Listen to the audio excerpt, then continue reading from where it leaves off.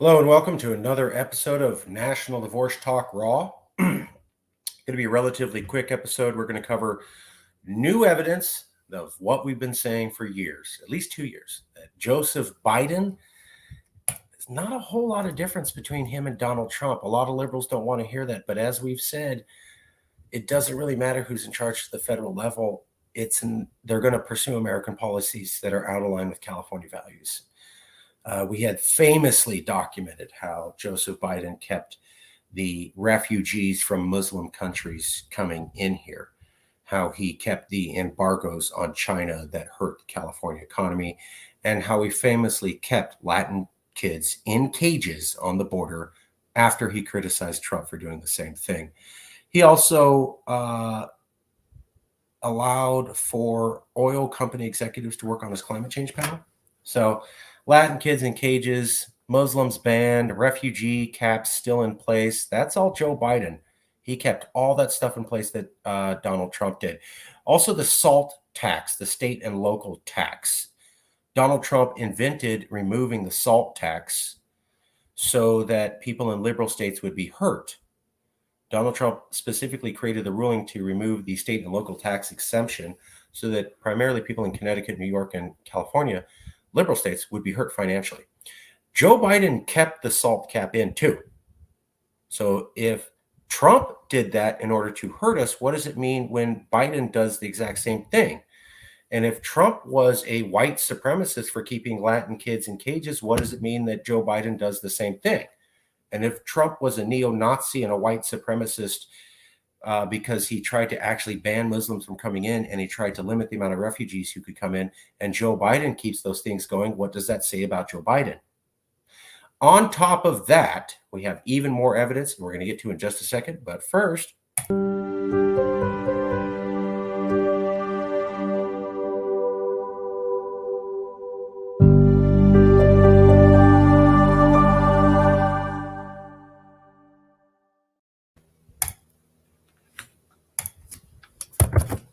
I'm just inviting James to the show. James, we're going to talk about how there's not a whole lot of difference between Joe Biden and Donald Trump. We just covered the things where they were similar in the introduction. Now I'm going to show you some new evidence that proves the case even more, that at the federal level, there really isn't a whole lot of difference on the issues that matter to Californians between a Democrat and a Republican. I know that seems anathema and crazy to Californians, but it's something we've documented for a while. James, how's it going? Hey, what's up, buddy? What's up? What's up? Today, this is James, my friend from the South, who's also a independence activist, although he believes in diversity, and that's awesome. James, today we're talking about how, at least in California, Californians think, oh, you get a Democrat in, everything's going to be so radically different than if you had that nasty Republican in. And one of the things that we wanted to show people was that's not true. Californians think, you vote for a Democrat and you're going to get some real difference from Republicans. And, as we covered after Joe Biden got elected, he kept Latin kids in cages like Trump. He kept a limit on the amount of refugees that could come into the country like Trump. He barred people from Muslim countries coming in like Trump. He kept the punishing tax regime against liberal states that Trump invented to punish us, just like Trump. So if all these policies were horrible and reckless and racist under Donald Trump, what does it mean when Joe Biden does the exact same thing? Well, Marcus, the Democrat and Republican Party are pretty much the same party, but with different characteristics. Now, my view is the biggest problem with the United States is we're not diverse like Europe with multi-parties. That's why I'm a big supporter of more than just two parties. Yes, there's some negative consequences of not having a two-party system, but Europe is more democratic. If you have a diversity of ideas, you have a diversity of thought. Not just that, a diversity of outcome and a diversity of how to handle things. See, the Republican Party, I know some very ordinary conservatives, and they support.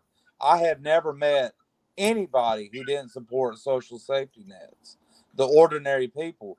But you have these oligarchical um, politicians in office. They manipulate us too much, and that's a big problem. Now with the people in cages, the children in cages, it's an absolute outrageous thing how we can treat a child as a criminal when it's just crazy. We live in a banana republic, like I stated before yesterday.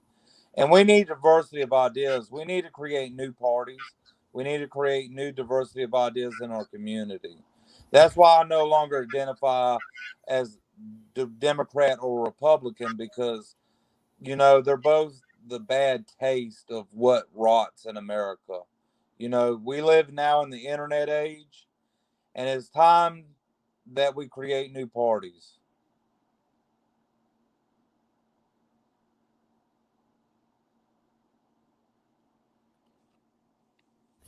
I'm still here. Someone was yelling at me. Sorry about that. Oh, no, you're fine. I like. We have looked at third parties and proportional legislation representation here, and I agree with you that it seems a lot more fair. We never really took a strong stance on that at Yes California Calexa because we wanted people to just back the idea of California being a separate nation. But Yes. I personally, I don't believe that the American form of democracy is that good compared to the other options. And I've looked at a lot of foreign policy scholars and American policy scholars who said, frankly, the European parliamentary multiple party system, ranked choice voting, proportional representation is way better than what they call the American winner take all style democracy. They call it the American winner take all style democracy because it's not what most people do. And it's very polarizing. Nobody does this thing where they go, I won, screw you, except in America. Everybody else thinks that's crazy. You have multiple parties and you have to form a coalition government. So you have a majority of people working like 65%, 75% to get something done. In America, we're like, I got 52%. So the 48% of you can go screw yourself and we're going to do what we want. The rest of the world looks at that as insanity, including our European allies. So I completely get what you're saying and completely agree with you. Give me 1 second. I got to handle a housekeeping issue. I'm sorry. Give me No, one. you're fine. Well, while Marcus is going away, I think you Californians need to realize that the South is not really bad as you think it is. We are more progressing in ideas, especially on the racial issue. When I grew up in the post-segregated, time in the 90s and 2000s, it was really hard. It was really hard because there was a lot of resentment back then. But, the South we live in a newer age of the South.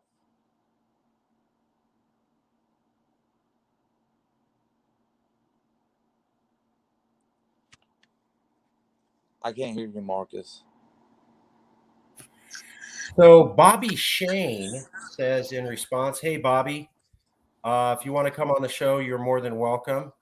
I'll repost the link, and you're more than welcome, Bobby, to come on the show. There it is." Bobby says, "Europe is mostly run by oligarchs, man. What are you talking about? Have you seen Greece and any Eastern European countries? They may be run by oligarchs, but so is America. America's an oligarchy to the same extent as Russia. I know a lot of people hate it when I say that, but I'm sorry, that's true.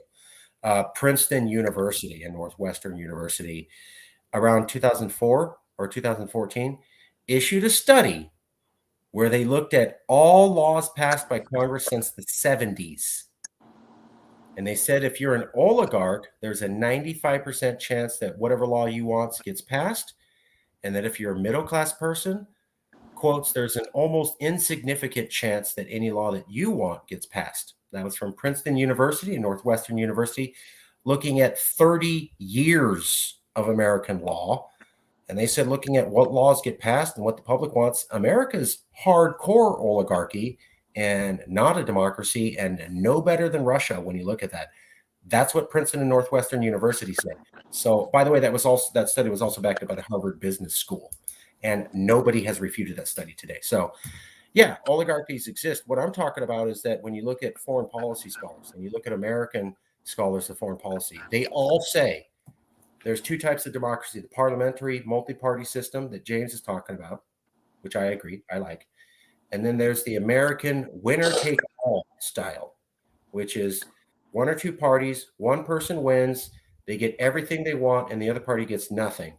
In most of the world, they'll have 3 to 5 parties.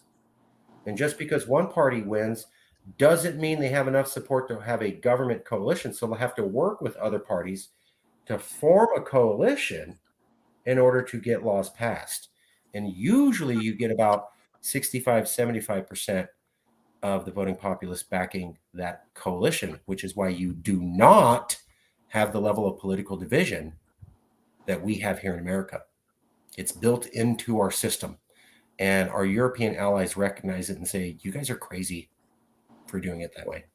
But we in America say, we're exceptional and special, and you don't understand us, and our system's perfect.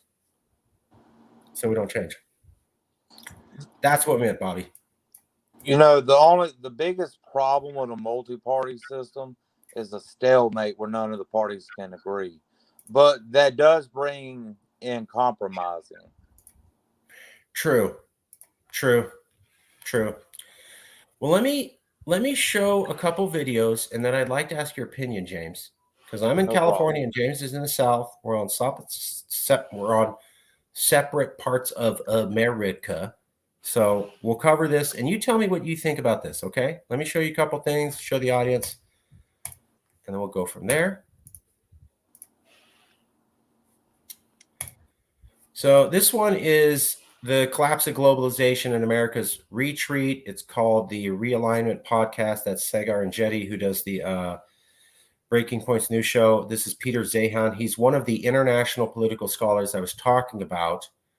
And let's hear what he has to say. Tend to overreact. It also means we overreact and are fixated on what we perceive the problem to be. And that tends to define global affairs for decades at a time. So if China then, what is your... Damn it.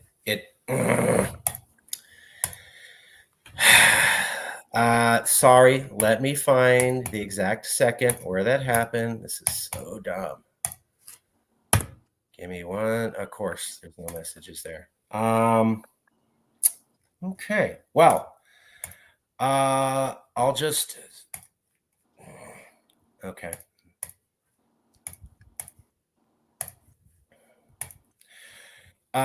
Somewhere in here, I know I don't have it. I know normally I show you, and now I got to go do a family thing in a few minutes, but somewhere in here, somewhere between here and here, Peter Zeihan, who's an international foreign policy expert, says that the foreign policy of Joe Biden and Donald Trump is basically the same.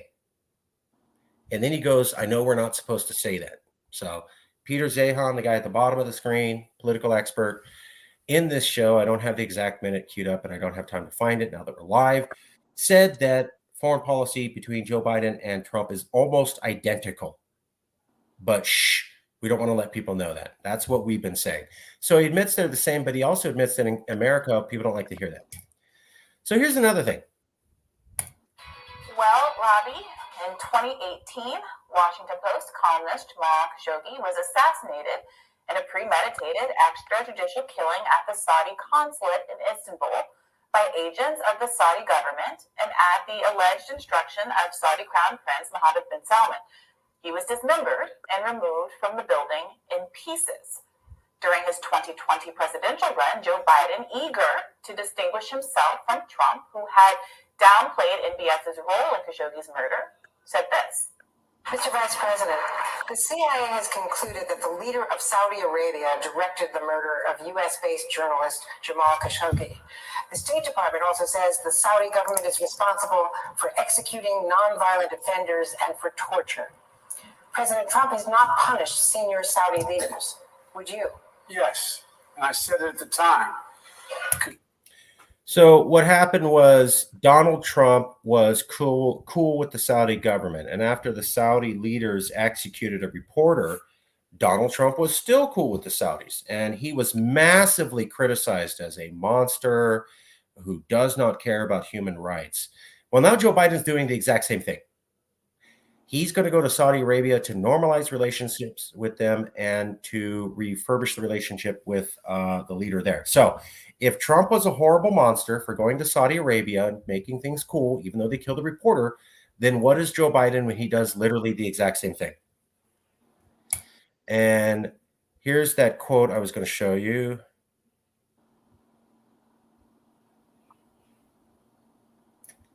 Okay. Don't say that too loud.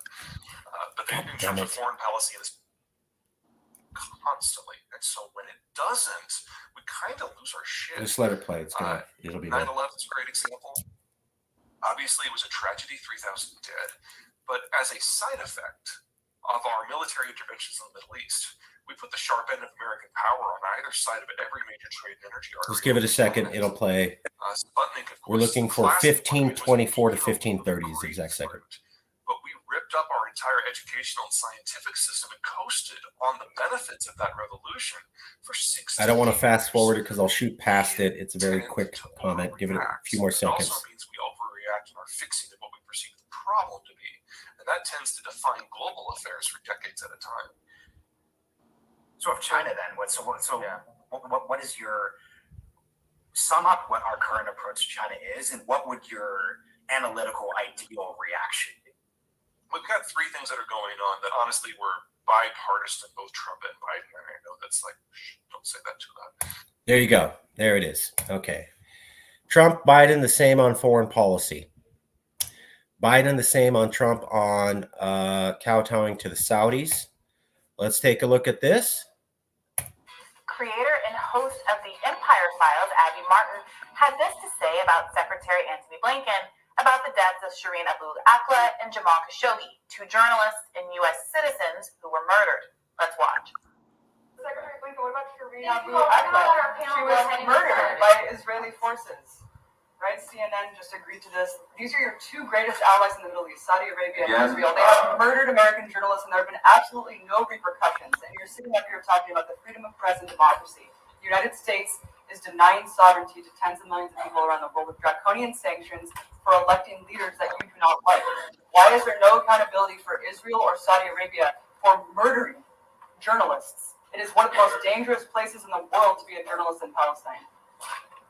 I deplore the loss of Shireen. She was a remarkable journalist, an American citizen, as you will know. And there too, we're determined to follow the facts and get to the truth. Secretary Blinken. No, they've not yet. I'm sorry, with respect, they've not yet been established. Yes, they have. No, they've not. We were looking for an independent. So there's a second journalist murdered by another American ally, and there is Antony Blinken, the top person under Joe Biden, personally selected by Joe Biden, who said absolutely nothing about the dead journalist, which was confirmed by CNN. So Abby Martin saying, hey, CNN even admitted this. You're the Secretary of State and you can't mention a dead journalist while going around and telling everybody about how horrible Saudi Arabia is for killing journalists, and then backtracking and going to hang out with Saudi Arabia because they killed journalists. So wow, America, under Biden, it really looks like you're cool with going to countries and hanging out with countries that kill journalists. You did it twice in a row. So if Trump's a horrible monster for doing that, is Biden 2 times the same monster? Not done. Here we go. One last clip. Our basic ability to provide our citizens with food and gas. Who could have predicted this? This means they were either too dumb in the beginning to anticipate the effect of that strategy, or they lied to all of us. Honestly, I don't know which is worse. Consider that the pain being caused to your home is a deliberate choice by the Biden administration. We are the ones who encouraged the Europeans and the Germans to ban Russian oil. They did not want to. By pursuing that decision, we skyrocketed the price for all of us. The opposite of the intended effect is now happening. We are sanctioning our own citizens. Further proof of the backfire is more recent news by Russia. They abruptly cut off 40% of the gas flowing to Italy after cutting off 60% to Germany. This move alone sent European gas prices spiking by 17% in one day. And you guessed it, it is going to further squeeze markets here at home. If they cannot buy it from Russia, they got to buy it from somewhere else. And that means we are all going to pay to cool our homes this summer and generally see even higher inflation.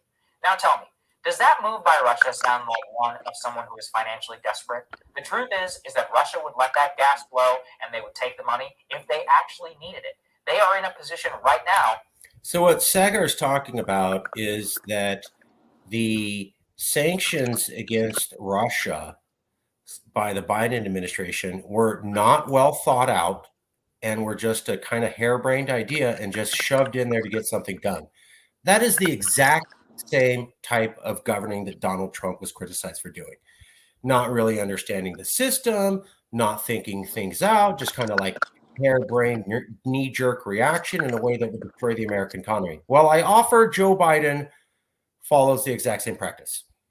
So let me ask our special guest, James. When we look at Joe Biden and Donald Trump having kids in cages, keeping refugees out of the country, banning Muslims, punishing liberal states, not recognizing countries that execute journalists like Donald Trump did, knee-jerk reactions to fixing the economy that show a level of stupidity and lack of experience that make you look like a bumbling fool. These are all things Trump did, or liberals criticized Trump for doing.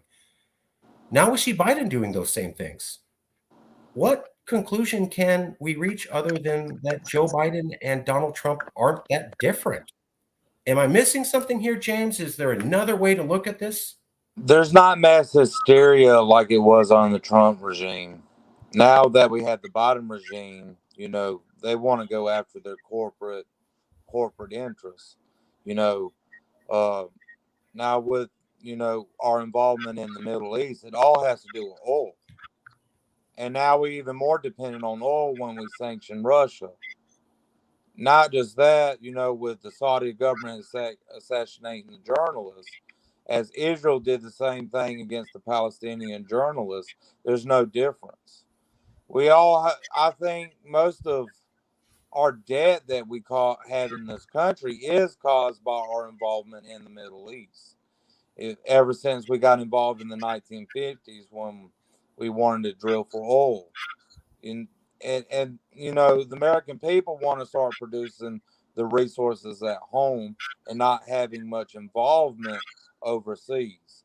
United States is a very rich country, but ever since the fall of the Soviet Union in 91, we were the lone superpower of the world.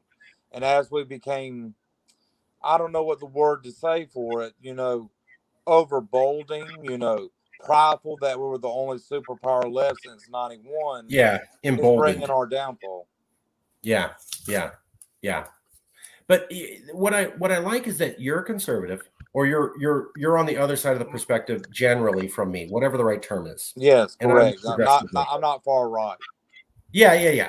But coming from the other perspective, now I'm a progressive liberal arguing to other progressive liberals, hey, I know you see on the TV that Biden's totally different than Trump, but when you look at what they actually do, Biden continues some of the worst policies that we liberals hated under Trump.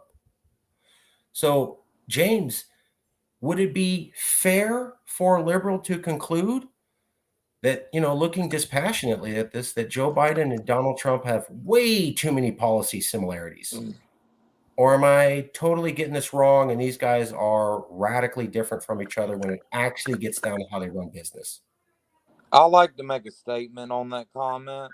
I think the problem is on the left and right, we give God status to our politicians and then holding them accountable. Mm-hmm.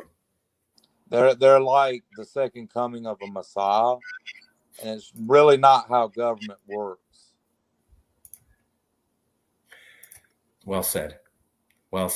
I think that only adds to the fact that you and I are both advocates for national divorce. You have politicians treated like gods. And like you said, whenever Trump did anything, they were all over it and going crazy. Now Biden does the same stuff and they're just, I don't really want to talk about it. That's that fealty to a godlike person. I thought democracy in America was based upon the fact that the president is no better than anyone else. That's why the founding fathers said that the title was going to be Mr. President. They were thinking of things like His Exaltedness or the greatest revolutionary. And the Americans, the founding fathers, said, no, the title for the top person in our government is just going to be plain old Mr. because he's no better than you or me.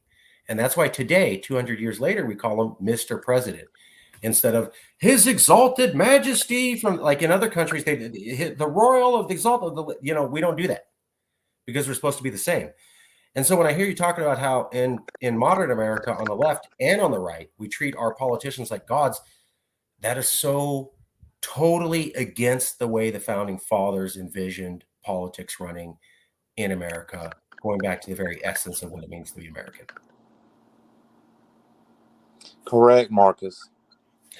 Okay.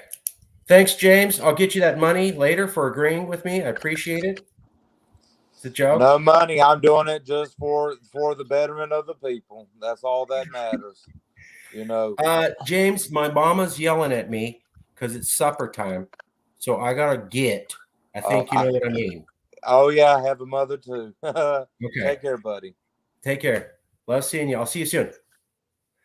Well, thanks, everybody. Thanks, James. As I said, mama's griping.